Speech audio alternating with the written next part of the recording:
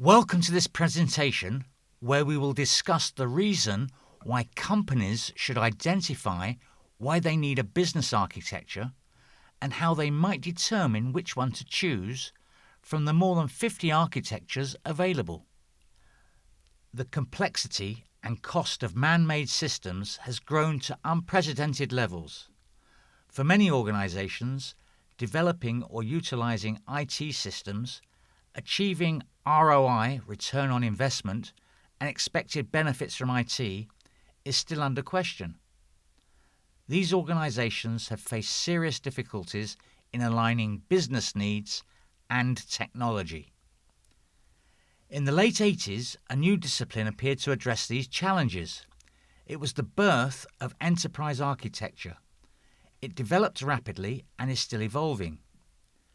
In the last 30 years, many different enterprise architecture methodologies have appeared. Today, it has become hard to decide, does an organization need any enterprise architectural methodology?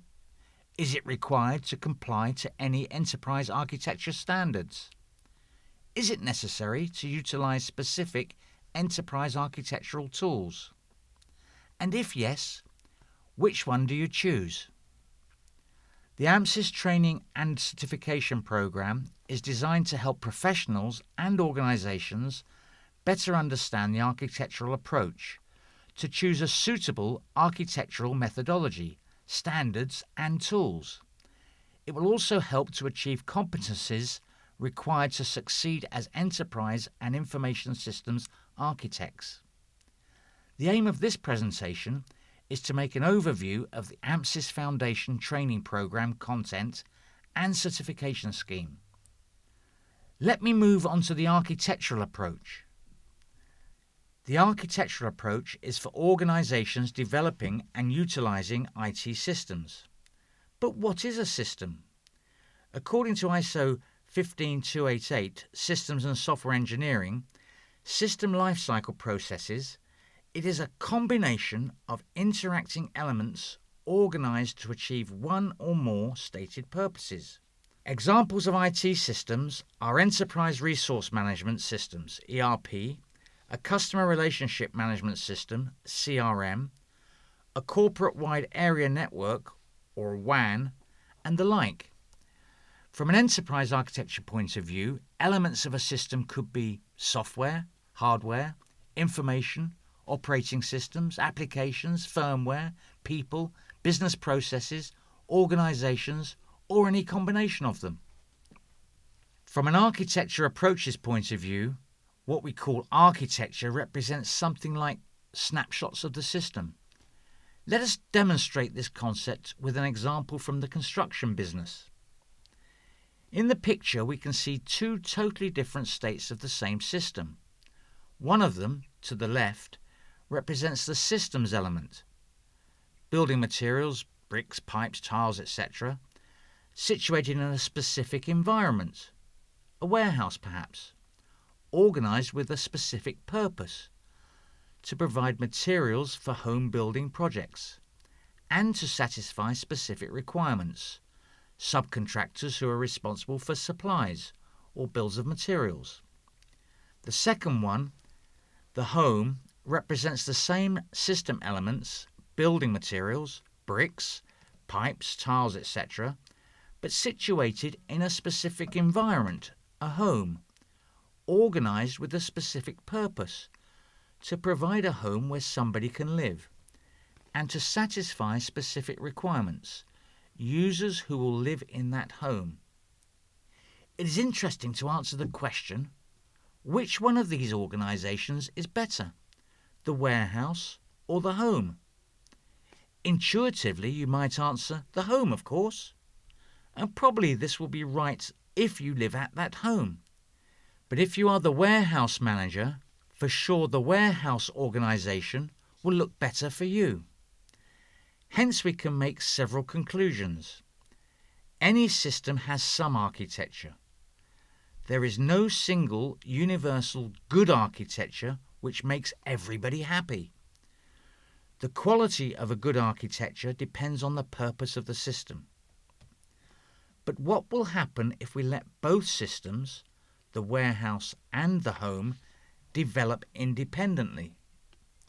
Probably chaos.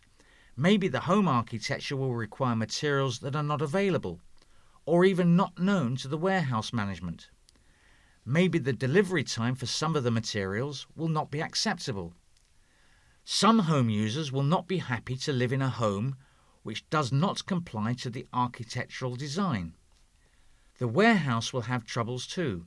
Some bills of materials will not be provided. Maybe materials nobody needs will be bought and simply left on the warehouse shelves. How do the organisations resolve these kind of issues? By assigning the role enterprise architect to somebody and by authorising him to take care of the system's architecture. It does not matter what name each organisation gives to this role: systems architect, software architect, enterprise architect, but this role is responsible for the enterprise architecture management. In the real business environment, the enterprise architect role has two persona. As you know, persona in ancient Greece was a tragedy mask, and if not properly managed, the enterprise architecture could cause a tragedy. The first persona is an organisational architect.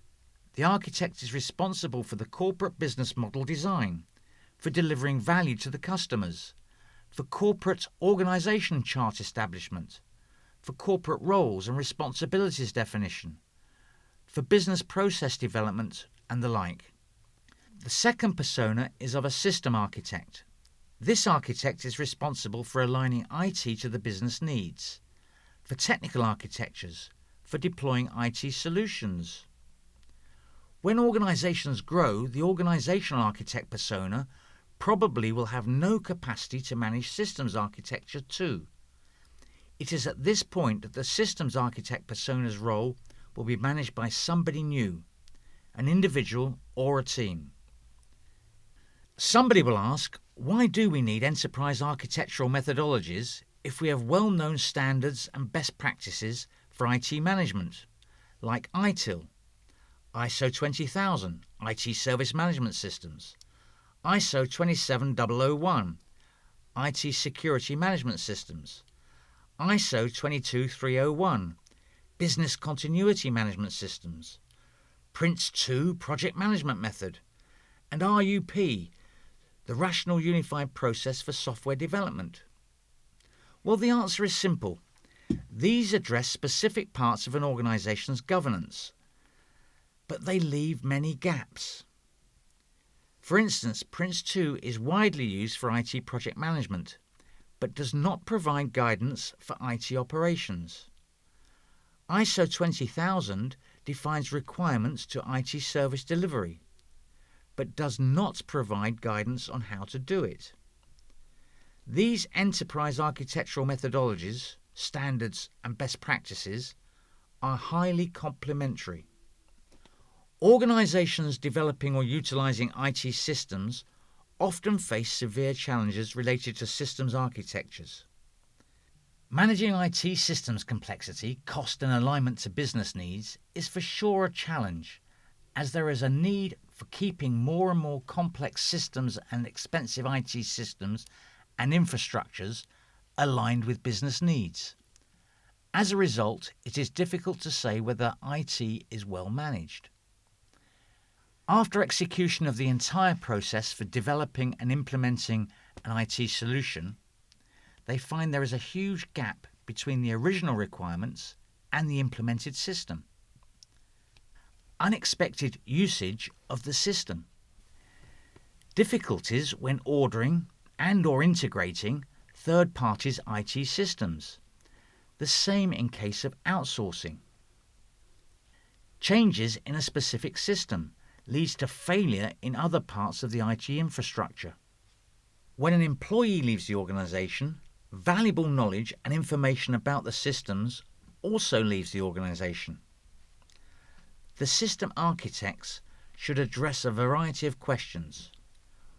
What are the relations between organisations' hardware and software? Is the technical architecture appropriate? Does it provide the necessary computing power for today's needs? And what about tomorrow's needs?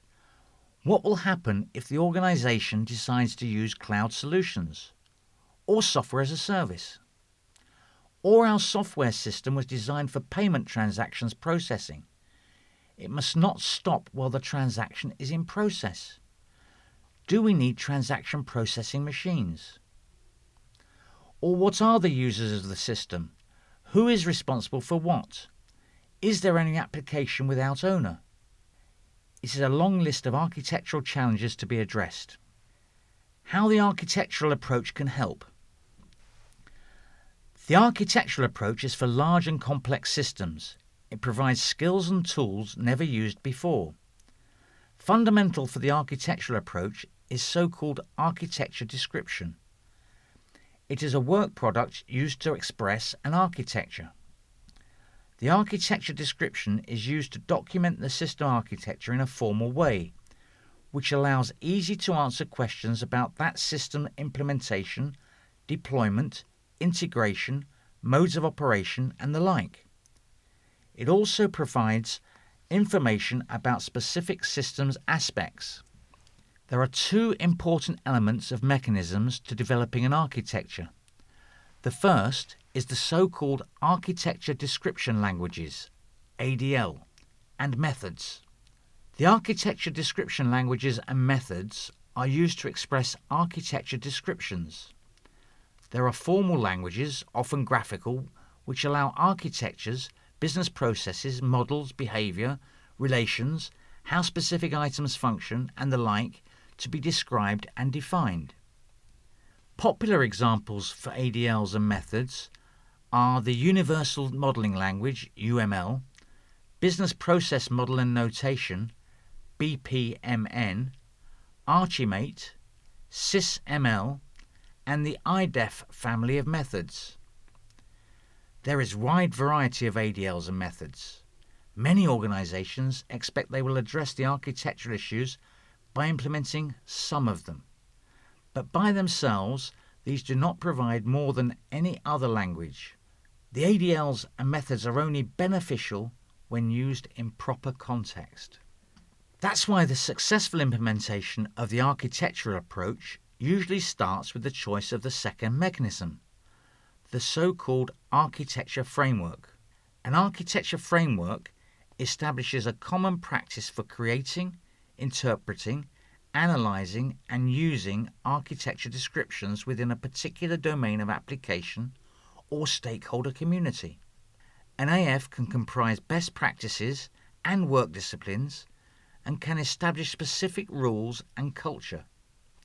The most popular architecture frameworks are the Zachman framework, which marked the beginning of the architectural approach, the Open Group Architecture Framework, or TOGAF, the US Department of Defense Architecture Framework, or DODAF, the US Government Federal Enterprise Architecture Framework, or FEA, Gartner's Method, and NATO's Architecture Framework, NAF. It is clear that for many organizations, the choice of a suitable architecture description languages, and the methods is not an easy task. A lot of questions arise. Is this actually an architecture framework? Is this language a real architecture description language? Are there any standards the AFs and ADLs should comply to? And here comes the international standard ISO IEC IEEE 42010 Systems and Software Engineering Architecture Description. As we shall see later in this presentation, ISO 42010 provides the architectural approach, common language, systemizes fundamental architectural concepts, defines the mandatory requirements to architecture descriptions, and architecture description languages.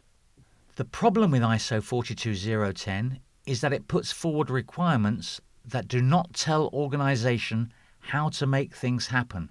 This is where the AMSIS program helps. It offers some basic processes utilized by the architectural approach. So how did this concept start? Well, the beginning was the Zachman framework. John Zachman marked the beginning of the architectural approach. Originally, the Zachman framework was a taxonomy or a scheme of classification. The Zachman framework provides taxonomy for classification of architectural artifacts. Zachman originally explained his taxonomy using the building industry as an analogy. The Zachman taxonomy uses 2 dimensions to organize the architectural artifacts. The first dimension, perspectives, is for the players in the game. Zachman identifies 6 players having very specific roles and viewpoints to the system. These players are the planner, who defines the aims, scope, and the context of the system, the owner, who is responsible for the system's conceptual model, the designer, who is responsible for the system's logical model, the builder, who is responsible for the system's physical model, the subcontractor, who provides detailed descriptions for existing and/or future solutions, and the user, who exploits a functioning enterprise. Each of these roles differs from the other and has its own unique perspective to the system. At the same time, these roles represent a usual organization hierarchy, top to down, each of them having an increasing level of authority. For example, the planner could be the CEO of an organization who wants to have a new accounting system. He will not develop or operate the system, but he identifies the need of such a system and delegates specific duties to the other roles. The role of the owner could be played by the CFO. He will not develop the accounting system, but will be responsible for the process of utilization. He will define the requirements for accounting system customization, to the chart of accounts, to the exploitation schedule, and the like. The role of users will be played by the accountants, who will enter the accounting transactions, make records, produce reports, etc. The second dimension, aspects, provides 6 descriptive foci for the architectural artifacts, answering 6 very basic questions. What, how, where, who, when, and why. This slide depicts several perspectives according to the Zachman taxonomy, and to testify the architecture's origins are as old as the Middle Earth. This slide depicts Zachman's framework grid. Take a moment to look at it. Now let us see how it works. Let us suppose the organisation is a telecom operator which goes to implement a new billing system. Part of it is processing clients' claims. Let us look at the planner how model. The planner could decide the client's claims are to be processed by a service desk and call centre. The designer how model could be to use ITIL service desk functions or ISO 20000 incidents management process. Both of them do not depend upon any technology. The subcontractor how model will describe the specific service desk solution, e.g. some specific vendor solution like Unify, Avaya, Asterisk, and the like. The implementation rationale for the Zachman framework can be flexible as described here. Now we come to the international standard ISO 42010, Systems and Software Engineering, Architecture Description. It will provide us with common architectural approach language, concepts and requirements, which we can use as criteria when studying specific architectural methodologies. The concepts, terminology, requirements and guidance provided by this international standard are the result of common expert consensus. ISO 42010 specifies requirements to the manner in which architecture descriptions of systems are organized and expressed, and to architecture viewpoints, architecture frameworks, and architecture description languages for use in architecture descriptions. All of the requirements are mandatory. The standards use the word shall to mark the mandatory requirements. ISO 42010 provides some recommendations and guidance on specifying architecture viewpoints. These are not mandatory. The word should is used to mark that recommendation. ISO 42010 demonstrates its use with other standards as well. The separate topics of an international standards topic is called clause. The clauses are used for reference. This is the ISO 42010 definition for architecture. Have in mind that other architectural methodologies definitions can differ from this one. The definition says an architecture comprises fundamental concepts or properties of a system. These are attributes of the system as a whole and of its elements and relationships in particular. Anytime the system is considered in its environment, the architecture comprises the principles of that system's design and evolution. Hence, the architecture takes care about its future evolution. In fact, the architecture contains something like a DNA of the system. ISO 42010 is about the architecture description, the work product used to express an architecture. Here are two definitions of architecture framework and architecting. What you notice is that the Zachman framework has almost all of the architecture framework's definitions attributes. Architecture view and architecture viewpoint definitions are important because they help to express the architecture from each of the specific stakeholders' perspectives. This scheme depicts key concepts pertaining to systems and their architectures as a context for understanding the practice of architecture description. There is a stakeholder who has his own interests in a system. The system is situated in its environment. The system exhibits architecture expressed by architecture description. Obviously, the architecture mirrors the stakeholder's perspective.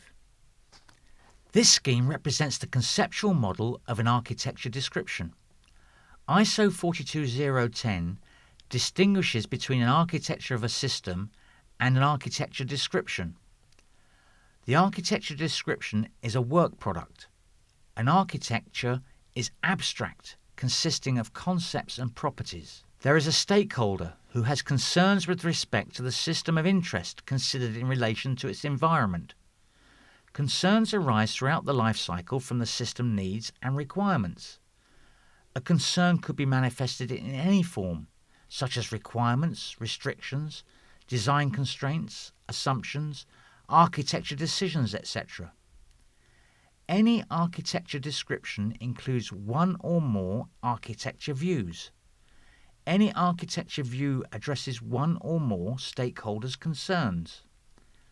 An architecture view expresses the architecture of the system in accordance with an architecture viewpoint.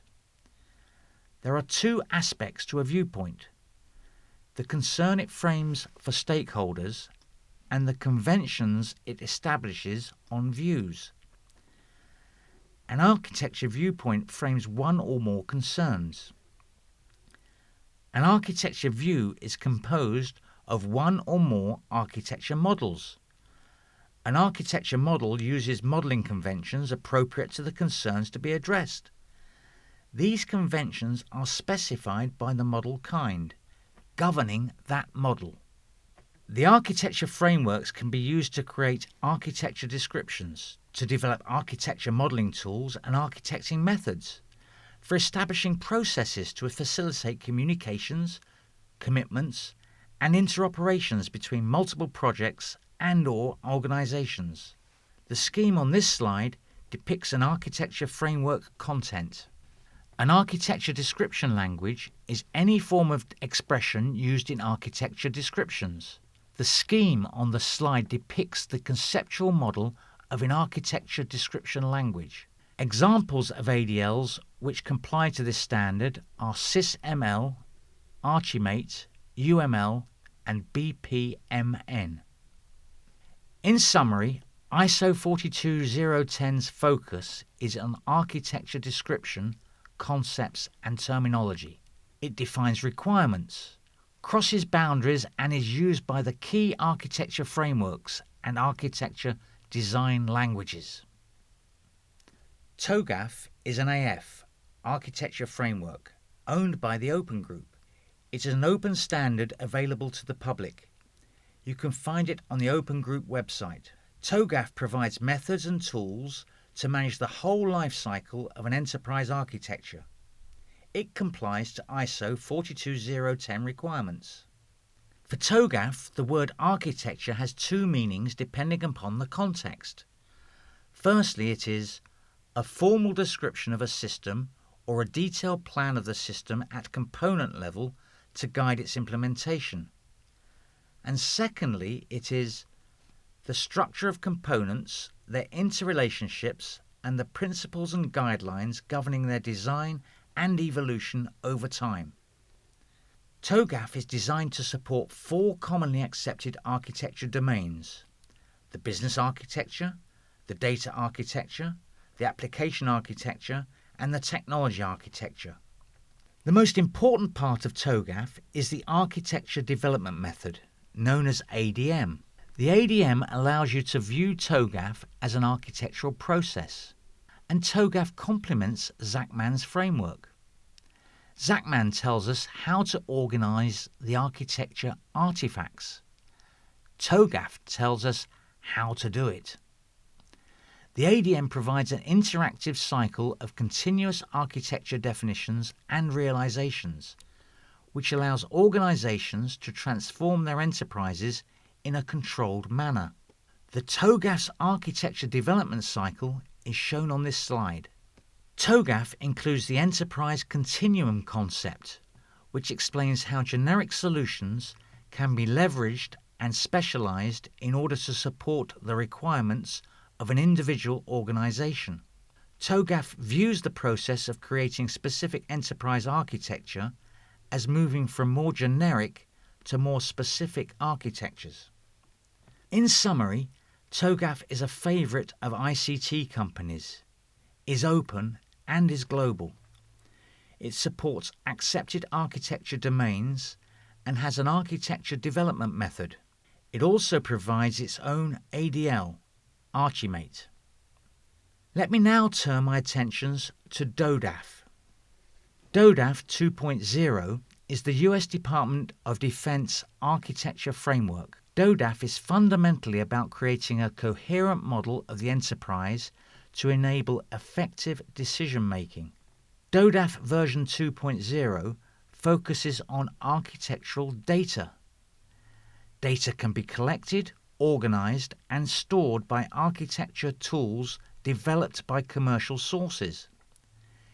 It is anticipated that these tools will adopt the DODAF meta model for the exchange of architectural data.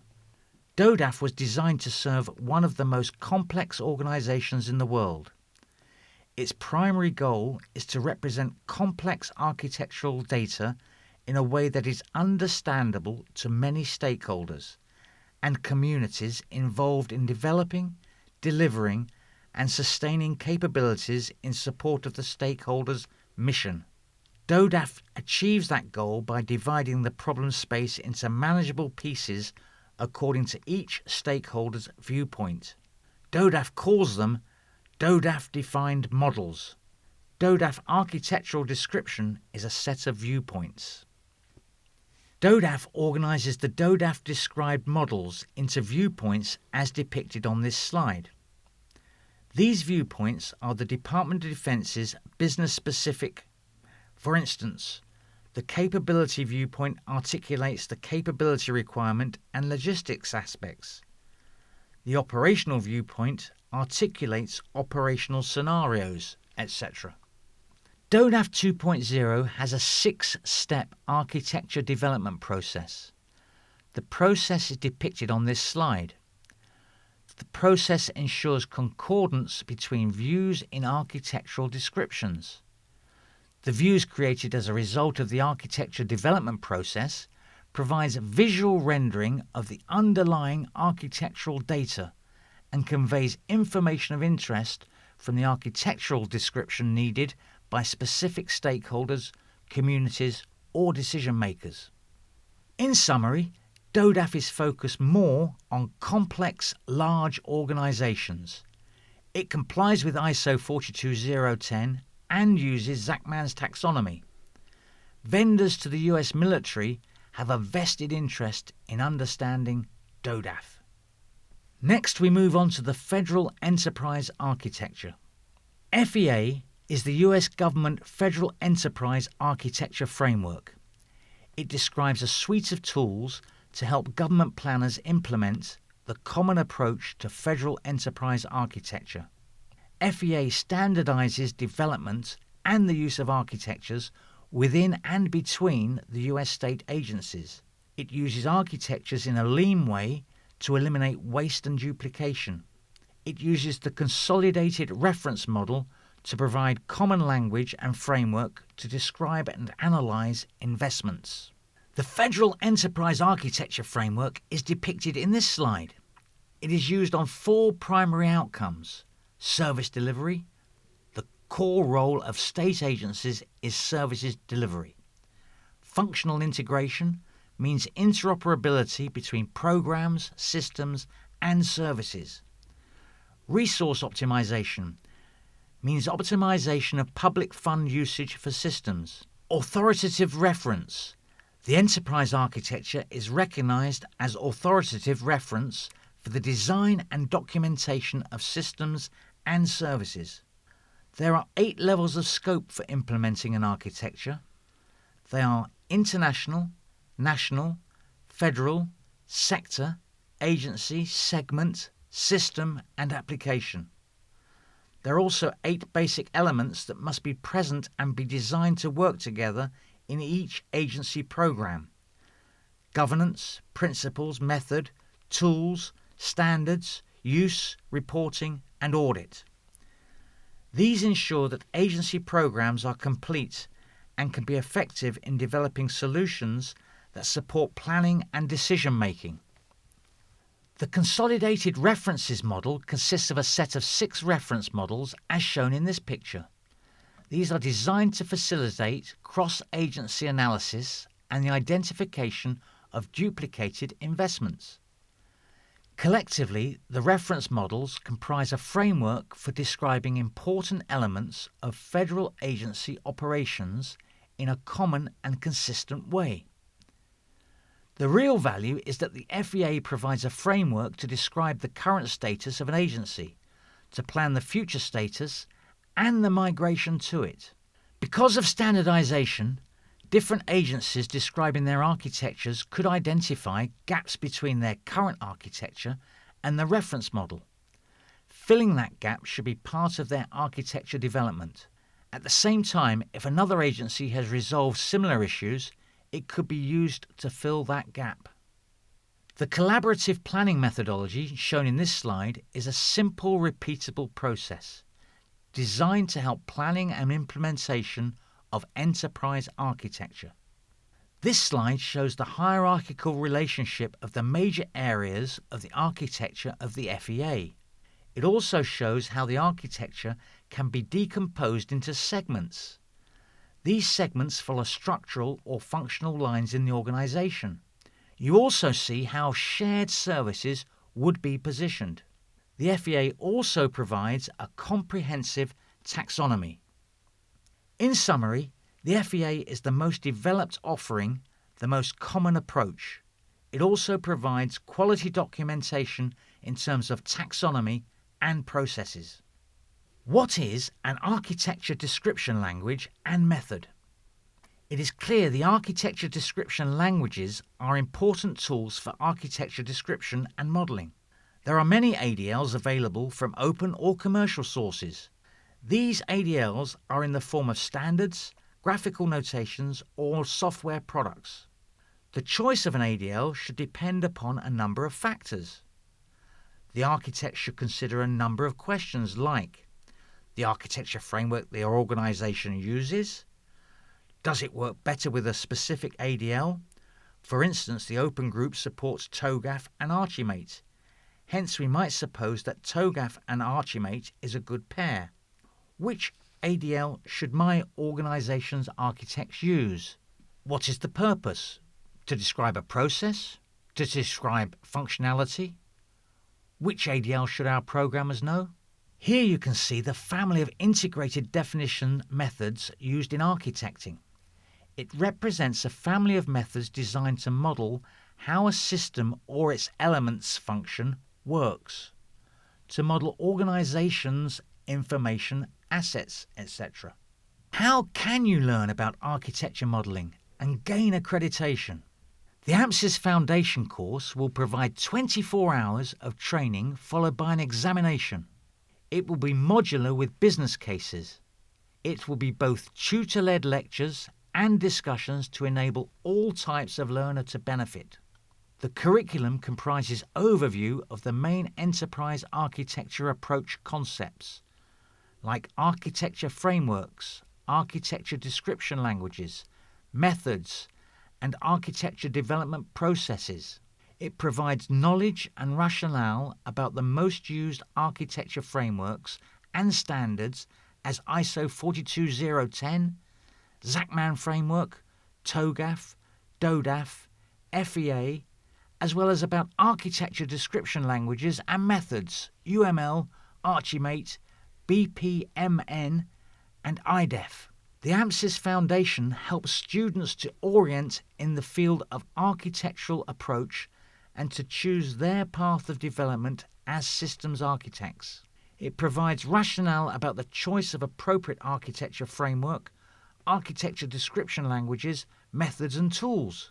It will conclude with an accreditation exam managed and delivered by the Global Trusted Examination Institute, PeopleCert. There will be a variety of materials used with a fully proctored pass-fail examination. PeopleCert will issue certificates for those who pass the AMSIS Foundation exam.